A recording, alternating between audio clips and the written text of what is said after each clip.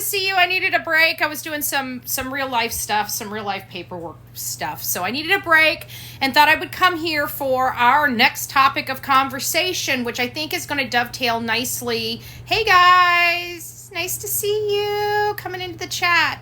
So I think this is going to dovetail nicely into our interview tomorrow. Many of you know that I am covering the case of Sebastian Rogers, the 15-year-old autistic boy from Hendersonville, Tennessee. And we have an interview with his father, Seth Rogers, tonight at 8 o'clock Eastern Standard Time on my YouTube channel, Bullhorn Betty.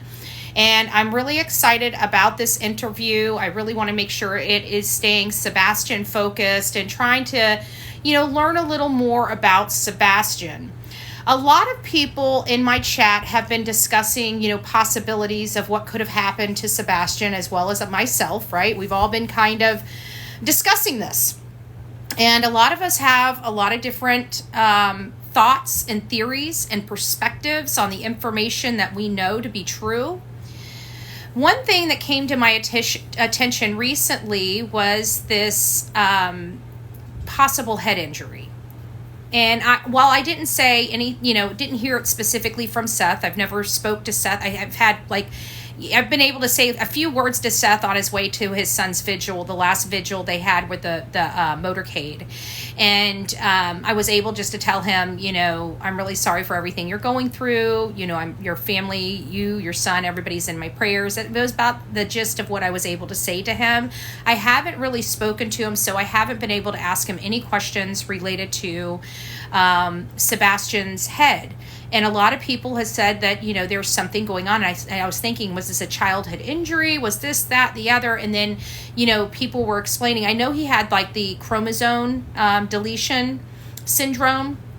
And I knew he had the autism that was recently identified among other stuff that he had, because the chromosome deletion, I think the reason why they didn't find the autism is because the chromosome deletion has a lot of the telltale signs of autism just by itself. So I think it's harder to diagnose potentially, at least that's what I'm kind of understanding. I may have it wrong, but somebody else would know better than I. I'm not a doctor, okay, just to throw that out there. But I'm trying to understand everything. So I thought a way for us to understand would be to go to the professionals and ask the professionals about, what is this and how does it affect Sebastian or somebody like Sebastian related to it. So that's kind of, where the focus is going to be for this particular, segment. There we go. Okay, give me just 1 second. I wanted to throw something up on the if I can. It's this right here. So this is what I believe Sebastian has, which if I'm not mistaken it right, I think it's the 4Q deletion, the chromosome Q4 deletion. I could be wrong about that. It might be the 6, but I think it's the 4. If I remember it being a 4. Aw, hi. It's nice to see you, Summer Moon. Aw, it's sweet. I love that name, Summer's Moon. And so it started, so that's kind of where I was at, just trying to figure out, what is this syndrome? I've heard about it briefly on Court TV, and we discussed it on my live on YouTube, just very generally, because again, it wasn't something that I really understood. But now that we know that it could be a possibility of maybe, an ailment he had that could have been easily triggered and caused, massive problem for him, grave problems for him, I decided to start looking into it. And so this is what I'm kind of finding. And we're going to get onto 2 videos. They're a little lengthy, so I hope you guys stick with me for them. But if not, that's okay. If you guys if you have to go for some reason, you can find this video on YouTube later today and come back and review it. But we've got a couple videos that I did want to share with the audience, just so you guys are up to speed about that as well. Okay, Danielle. Well, thank you for letting me know. I did not know that. And, this is talking about the unusual skull formation and shape, short nose, lower set ears, apparently Their face and their head may grow abnormally because their brain is growing abnormally, and there's fluid on the brain. It's not draining off. And I've got a doctor. There's a 6-minute video. We're not going to watch the whole 6 minute. I think all the gist of the information that you really need is in the first 3 minutes. But the one on Court TV is a little more lengthy. And so I want you to hear this because I really, really, really like this lady.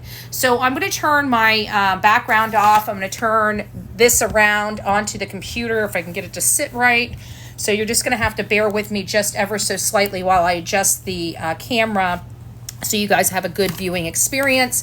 It's going to be, it's on the camera, okay? I can't run it right straight live to you, which kind of sucks. Once I get a web-based computer, maybe, just maybe. So let me go ahead and turn this. Let me flip you guys around. Actually, I'm going to have to change the background so I can see where I can flip around.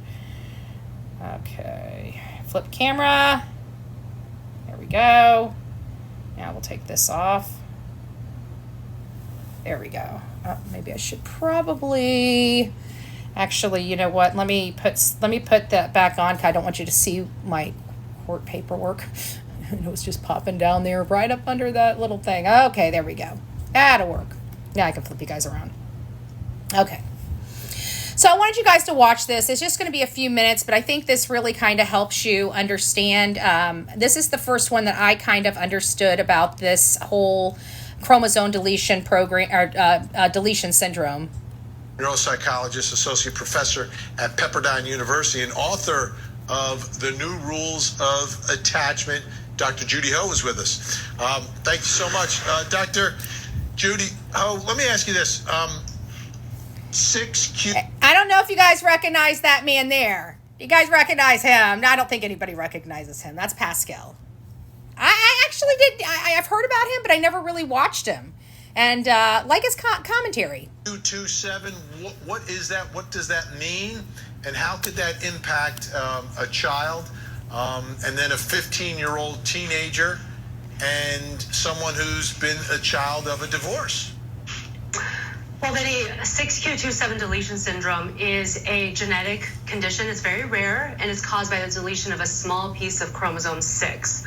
So the deletion can vary in size. We don't know more details. And also what we know about this syndrome is that it's somewhat heterogeneous in presentation. So just depending on how much it's affecting the person, they could display a number of different behavioral difficulties. We saw on that court document that you just showed, Vinny, some of the ones that are specific to Sebastian. But some of the more common ones are some developmental delays in some area of perhaps language or motor skills or even... So that's why it's kind of hard to decipher with this deletion program. I think that's why there was such a late diagnosis of his autism, because I heard that was the case, that he had a late diagnosis of autism and people were questioning it. And I think it's because of his chromosome deletion, to be honest with you.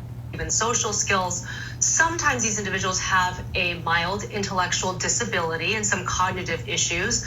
Oftentimes they have communication difficulties, social challenges, understanding feelings of another person and being able... And we heard those. We heard Chris and Katie both describe what she's describing. To interact back and forth. Sometimes they'll have difficulty with impulse control and managing their anger and more negative emotions. And there is some research that suggests there may be an increased risk of autism disorder. So they're not one-to-one, but there may be a slight risk.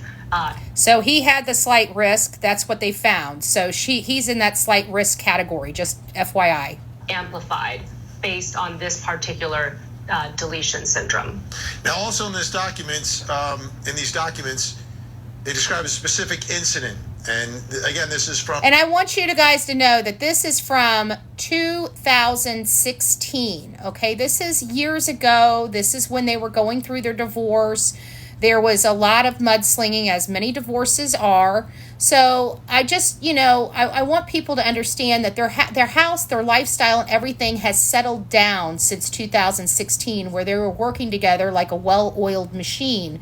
There was no major custody disputes. They were all, if he wanted to go to his dad's, he could go. It wasn't like, it was contentious when they were going through it, but it seems like over the years, everything settled down. Papers filed by Seth. On August 11th, 2016, I had told him that day that if he cleaned his room, he could go swimming. I asked him if his room was clean, and he replied that it wasn't. I told him he couldn't go swimming until it was clean. Sebastian reacted by flying into a rage, screaming and hitting himself, biting himself, and trying to throw himself on the floor. I reached out to catch him before his head hit the door frame. So Dr. Judy Ho, knowing this, knowing that he is a child with autism, you got to put that together. Now he's 15 years old, going through those changes as well. He's in the middle of a situation where his mother and father don't really get along and don't see eye to eye on a lot of things. What are your thoughts about how all of that could play a role in why this child has vanished? Well, Vinny, during the teenage years, we know that our young people are going through a number of different transitions. They're trying to figure out who they are, their identity, their place in life. They're grappling with issues of self-esteem and what they're going to do in the future. So that's already a stressful time for everyone. But now we have these additional stressors. Mom and dad possibly not getting along, trying to figure out, how to essentially exist in the middle as you're seeing potential co-parenting difficulties. Individuals even. But see, that's the problem. We didn't see any co-parenting difficulties, according to them up front at the beginning of this missing person. We never heard the co-parenting difficulties back in 2016. But it sounds like by both Chris and Katie's, all of their interviews, they had a good co-parenting structure, at least in the recent past of Sebastian prior to him leaving. It sounds like they were working together. They had been working together for some time, for several years. It just seemed like they weren't having these co-parenting issues at the time that he disappeared. That's the problem I'm having wrapping my head around, because according to both of these sets of parents, Seth as well as Chris and Katie, at the beginning of this, they were all talking as if they worked together very well during this process. Communicating them directly, they're still feeling the pressure. They're still feeling the difficulties from these parental arguments. And so if we think of this time as a potentially very stressful time, an additionally stressful time for Sebastian, there could have been a number of other things that have come up. Maybe his emotion regulation difficulties were even getting more challenging in face of these stressors. And so I just think that there's so much more that we have to uncover, because there's way more than meets the eye. I heard your conversation. Way more than meets the eye.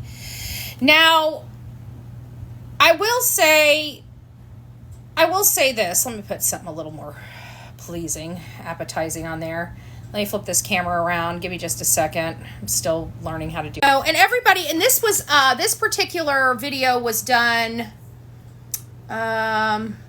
way back in April 9th. So, a significant time ago, and this was kind of after there were some breaks in the family dynamic publicly, when they were searching for Sebastian and some of the other,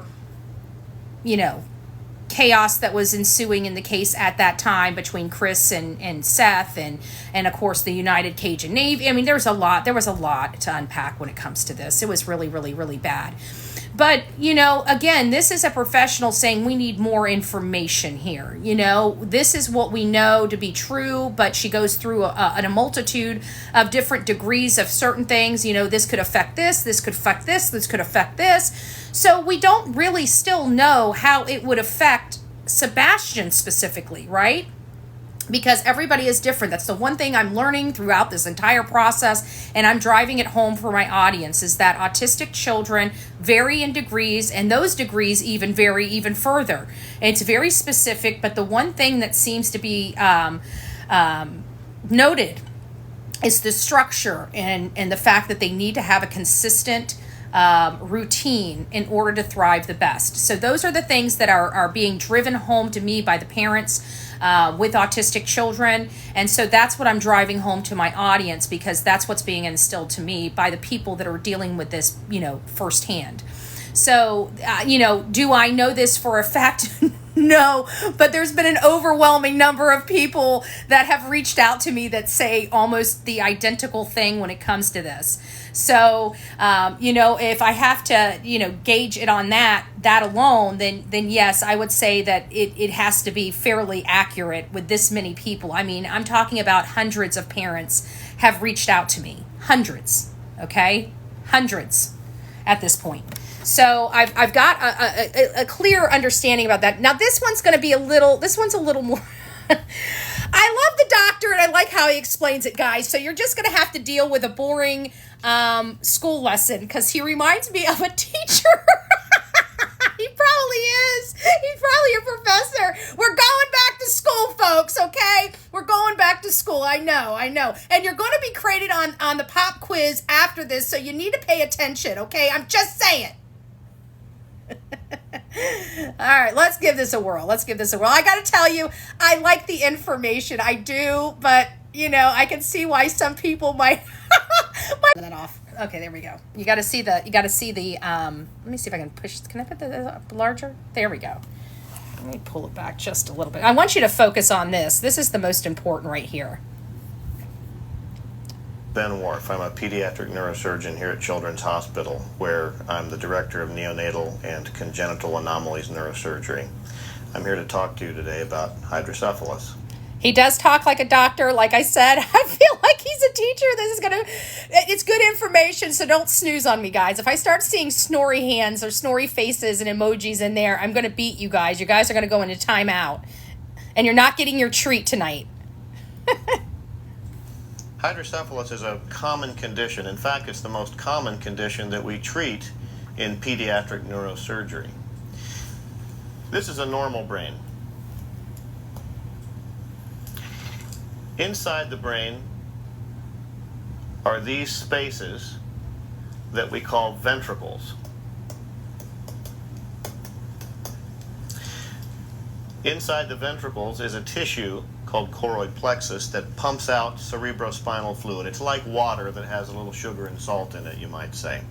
The brain makes about 1 ounce of this every hour, and at the same rate it's being produced, it makes its way out of the brain and to the outside fluid space where it is absorbed at the same rate that it's being produced. Hydrocephalus occurs when anything interferes with that. So, if there's an obstruction to the flow of this fluid, or if it's able to get out but is not being efficiently absorbed in the linings around the brain, then fluid backs up in the spaces in the brain because it's continuing to be produced. What happens then is that these spaces get larger, and that large space with this buildup of fluid is the condition we call hydrocephalus. Now, hydrocephalus is a real problem because as that fluid builds up, it puts pressure on the brain, and this can affect the developing brain in a young child, and it can eventually lead to a dangerous illness where the child becomes quite ill, ultimately would go into coma and potentially die.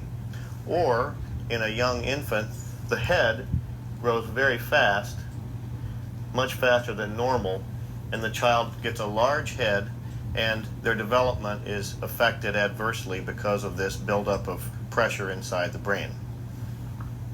Hydrocephalus can be caused by a number of different things, such as a tumor blocking the fluid, a hemorrhage inside the brain, or an infection. And there are also congenital causes of hydrocephalus where these fluid pathways are not formed properly, and therefore the fluid does not get out of the brain efficiently. Whatever the cause of hydrocephalus, it's very important to treat it, especially in a young child, so that we can protect their brain and allow them to. So you guys got the gist of it, right? So you guys got the gist that, let me just turn this around. There we go. You guys got the gist of it. So that is what I think that they're talking about with his injury or his, the brain stuff. So I thought that was really interesting. It was interesting for me. I thought maybe some of you guys would get some interest out of it or some education. I know it's not the best, most pleasing or appealing topic of discussion for this particular case, but it's also about knowledge and knowing about Sebastian and what what's going on with him, because we have a lot of questions here. We have no one really being able to provide answers. Even though I'm interviewing Seth tonight, in all fairness, he's not going to be able to answer these questions because he wasn't there. He was at work on camera at a jail. He learned of this. So what happened inside that home, we will not know. But there has been something brought up that says that Sebastian had some type of a brain ailment. Whether it was hereditary by his syndrome or by other things that we just don't know about. It's very concerning, especially hearing Katie, because this is where the conversation goes. Thank you, Candy. It's the thud. So if you know this about your child, and you know that your child has an issue with their brain and fluid on their brain that could eventually lead to a coma. That's what it could lead to. I didn't play you guys the rest of the video, but long and short of it is it could lead to a coma. It could be fatal for this just naturally, without any ailments or anything like that. So now you've got Katie that knows that this exists in her son, if this is what they're talking about, which is what I'm thinking it is the fluid on the brain. If that is the case, then when she heard that thud and didn't immediately go check on her son, it's causing me to wonder why. Especially if she knows that this exists. There is something that was said. I'm going to dive into it just a little bit because I didn't personally hear Seth say it. And this is my first time actually being able to sit down with Seth, which is the biological father of Sebastian Rogers. And so it is on my question list to ask to get a little more clarification, so I have an understanding of what type of brain ailment he does have, whether it's just fluid on the brain, if it's something more serious like what is it, an aneurysm. Some people have aneurysms in the brain that stay there for years. My ex-husband's father-in-law, he had a aneurysm like for 20 or 30 years in his brain. It was inoperable because where it was, the surgery itself would have likely unalived, his father-in-law. So they put him on medication, and his father-in-law ended up, I keep calling him father-in-law, stepfather, sorry. His stepfather ended up losing his battle, but wasn't from the aneurysm. It was from the medication keeping him alive. It shut down over all the years. It fried his kidneys and liver. The medication to keep his aneurysm at bay ended up frying his kidney and liver over a 20, 30 year span. So he ended up having kidney and liver failure. So there are other things. So I just wanted to, it sounds horrific, God bless him. He was a wonderful guy. He actually came here and helped Vince tear up the tile floor in the living room when we were putting the laminate down. It was cute. He got on because he was an older guy, so he couldn't get on his knees. So we grabbed one of my office chairs, one of the office chairs that just has the back on it. And it doesn't have the arms on it, and he threw himself over there, so he just put it down on the thing, and he just rolled himself across the room, just hitting, chiseling up the rest of because you can get the tile up, but you have to have the floor, flat. So they had to go and fix the floor, but he was just a sweet, sweet, sweet guy, and it was really sad when he, and it was upsetting, that it was the medication that he had been taking. I guess what they should have done is been altering it over like every so many years, like changing it or something. I don't know. Sometimes it's just somebody's time, it's their time. It's their time, whether it's a freak accident or not. But anyways, getting back on track, there are other things that could be going on that we're just unaware of that's going on, like an aneurysm, right?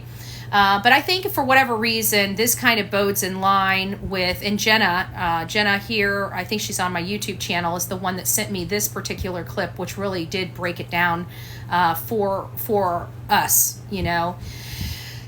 But it calls into question. Now, if you guys are parents here, now if you had a child with this type of ailment or any type of brain ailment that could be lethal, if you heard a thud when you should not hear a thud, would you as a parent, no matter how old your child is, would you as a parent go check on that?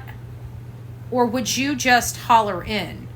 I mean, that's, I guess, is the real question here. Yeah. I was of a panic. Yeah. Okay. So you guys would go and check in.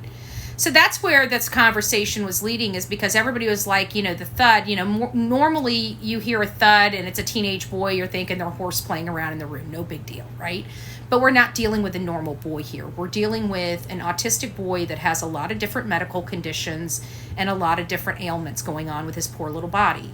So you're not dealing with a normal child. And so now we're finding out that this child may potentially have some type of brain issue going on.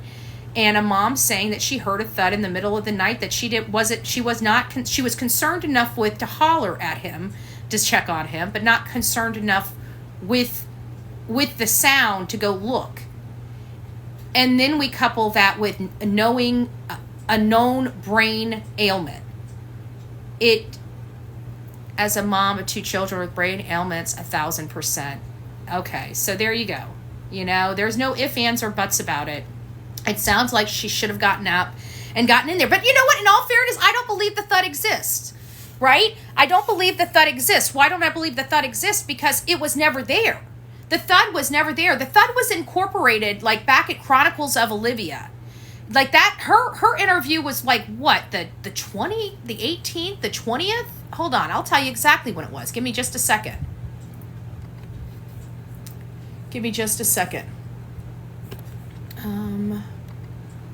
Copy of the interviews. Chronicles of Olivia was on March 18th. So from March 3rd, the Duchess interview that we went over, to March 18th, that's 15 days, just subtracting them, right? 15 days. In 15 days, the story went from her falling asleep on the couch to Sebastian going to bed, her studying, talking to her husband for 3 hours, and then at 10 o'clock, a thump happened. That thump didn't turn into a thud until she got on the Nancy Grace show.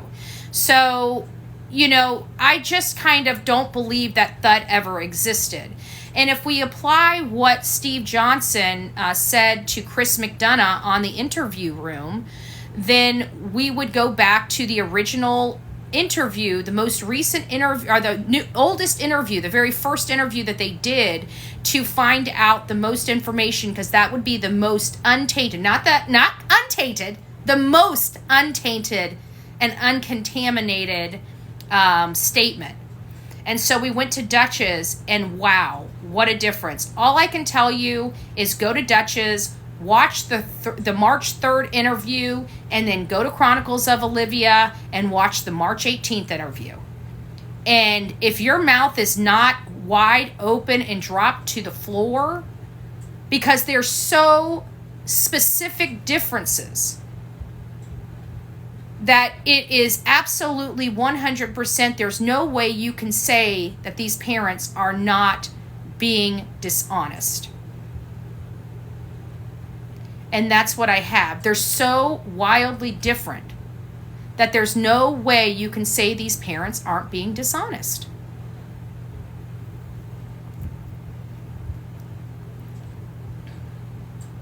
Interview number 3. What was interview number 3? They don't have these in order. We have a Duchess. See, Duchess, they also went on to Duchess right after Chronicles of Olivia, too, it looks like. Before that, they had Smiley's World before Duchess. So they went on Duchess first. Then they did they did the interviews with the news. The interview with the news was on the 5th and the 7th.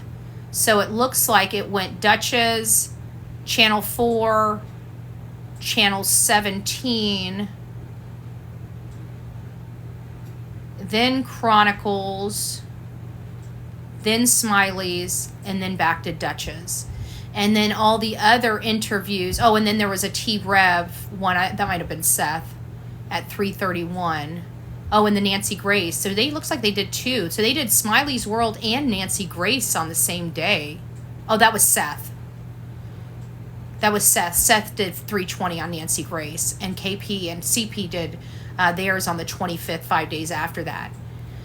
But the one thing that you're going to notice throughout all of these, in my opinion, is the lack of emotion from Chris and Katie. Like when you see Seth on there, even though he's trying to come off like a tough guy, and maybe that's his coping mechanism, I don't know. Somebody also brought up, and I didn't even think about this, and it comes right back to a situation and experience I personally had. And, somebody had mentioned that, they noticed that his behavior changed when he hurt himself and started taking medication. And I didn't think about that before this person brought it up. And I thought, you know what? That's possible. Because whenever I had my wisdom teeth taken out, and this was when I think my mom would be better suited to answer this. I think 15 or 16 maybe I was. Something like that. I can't remember what age I was. But it was, like 15 or 16 years old when I had all 4 of my wisdom teeth taken out at the same time. And so my face blew up like a freaking, Michelin, the Michelin man. But the doctor, because of the pain and everything like that, the doctor had given me Percocet. And I don't do, if you know anything about me, I've never been one for medication. I don't really like medication. I don't take it. I'll take vitamins. And that's about to the extent of medication that I take, and maybe some Aleve, like if I have a body ache or something. But the that particular pharmaceutical made me very, very irritable. Very, very irritable. I remember my mom coming in there and say, you have to quit taking that medication. Because it had such a adverse effect mentally. I don't know if it was just it didn't let me sleep at night or what it was, but I remember that, and it's one of those things that you almost forgot about, but because somebody had brought this up, it's like it triggered that memory, and I remember something like that actually happening to me. So I wonder if some of this stuff might have been, maybe him losing his cool or whatever. Maybe that might have been, triggered by some other things, I don't know. But I don't know why I went on that tangent, but I did. None of the stories that was told there, in my opinion, every one of them's different, slightly different, and it looks like, and I think people have pinned it. It's like every time they get caught in a problem or a quagmire, they alter their story slightly to accommodate that. And now when you look back on it and look at the very first one and look at what we know to be true now, you can see the progression of telephone happening here. Well, typically in cases like this, that doesn't happen because there's factual information. That factual information should never change. Yeah, the truth doesn't change, only lies change. Exactly, Alicia. Exactly. So that's kind of where we are. I just wanted to come here and give you guys just a different perspective on maybe the brain ailments. I know it wasn't like our most exciting show we've ever done, but I thought it was a very important show to do because I think everybody needs to understand Sebastian, his ailments, how it affects him, and, because of this brain activity. Oh, I smell my soup. Hold on, guys. I forgot I was cooking. Oops. Oopsie. Let me go turn that down. So, I just really thought it was important for the ailments purposes of it. You guys want to know what I'm making? I'll turn this around. Make sure. You know how everybody's so weird about their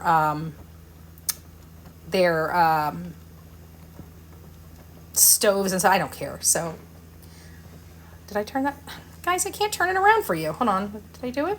There we go.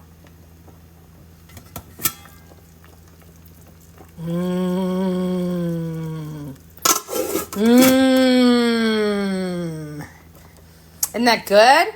I can cook. Don't tell anybody. Don't tell anybody I can cook. I don't want guests. I'm just joking. I would have all of you guys over for guests. I really would. So I love the rotisseries from Walmart. So I get a rotisserie from Walmart and I pick it, because I'm a white meat person. I like the white meat, and rotisseries aren't dry. I can't stand dry white meat. I'm very picky, but I'm a chicken head. Okay, I'm a proud chicken head. Believe that. And I could literally, I'm the Bubba Gump of chicken. Literally, I could cook you chicken every single night, and you would have it a different way every single night, and you would like it. You would enjoy it. I'm telling you that. I'm not telling you that because I was told that. I'm telling you that because I know that. I know. But anyways, I just thought, like I said, it's not the most fun topic of discussion, but I think it was an important topic of discussion. So I hope you guys learned something, besides Bullhorn Betty cooks, okay? But that's a rotisserie chicken. I picked off all the white chicken on it, and I'm like, what am I going to do with the rest of it? And see, I made a chicken broccoli casserole, and so I still had some chicken stock, some fresh chicken stock. So I threw that in there. There's not an ounce of water poured into that pot. That is straight chicken stock and chicken rotisserie. That's going to be a good soup. I don't care who you are. It's going to be a good soup. Chicken tacos. Oh, I didn't even think about that, Candy. That would have been good. I didn't even think about the chicken. But you know what? The rotisserie, I could have juiced up some of that rotisserie chicken and made some chicken tacos out of it before I cooked it down. I'd burn it. That sounds good. It does. Oh, and I just want to let you know, if you guys are ever hungry, don't come to the Bullhorn Betty show, because we end up talking about food. And by the time I get done, like when I'm done here, I got chicken soup. I'm probably going to pop some freaking cinnamon rolls in the oven. Because now you guys got me hungry, and now I have a sweet tooth. Now I want sweets. I don't like you guys. I'm trying to lose weight here. I'm trying to get my life together. I got plants to grow and puppies. I got a puppy phase to get through. I need to get through all this stuff. Let me get through it as quickly as possible. No, I'm just joking. Yeah, maybe we should do that. Maybe next Tuesday we'll do some chicken tacos. Looks like I'm going to be here for a while. I don't know. I think I'm just, at this point with the car, I have made the decision. I'm truly not spending another dime on it. So I have made the decision, whatever is wrong with it, I'm just going to drive it until it just dies on me. And we're just going to get a new car.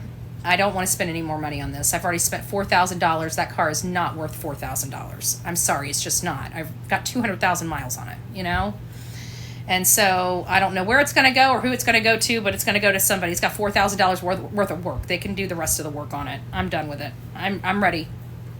I don't know what else to say. Yeah, I'm still waiting for him to respond. He might have responded by now, but I'm on here and I've got do not disturb, so it doesn't affect my lives, because whenever somebody calls in, whenever I download it, it throws the lip syncing off. I don't get it, and I've always got to detach the audio and fix it. It drives me nuts. So now I just turn on the do not disturb. So there you have it. All right, guys. Well, I hope you learned something. God bless each and every one of you. I will promise before the end of the day, I will have something a little more exciting for you, okay? So just stick around. I'm not that boring yet. I'm getting there, but I'm not there yet. I still have a little bit of kick in me left. Yes, and don't forget tonight, 8 o'clock Eastern Standard Time or 7 o'clock Central Time, we are doing a wonderful interview with Seth Rogers, the bio dad to Sebastian Rogers. I really think it's going to be a great interview, and I can't wait to see all you guys. We are going to open it up for Q&A. All I ask is that you guys be respectful. If you don't like him or don't like Tony, please just be adults. We're all adults here. We all don't like somebody, right? And we all have to be grown-ups around those people we don't like in real life. So let's just do it online too. That's all I'm saying. That's all I'm saying. All right, guys. I love you. God bless.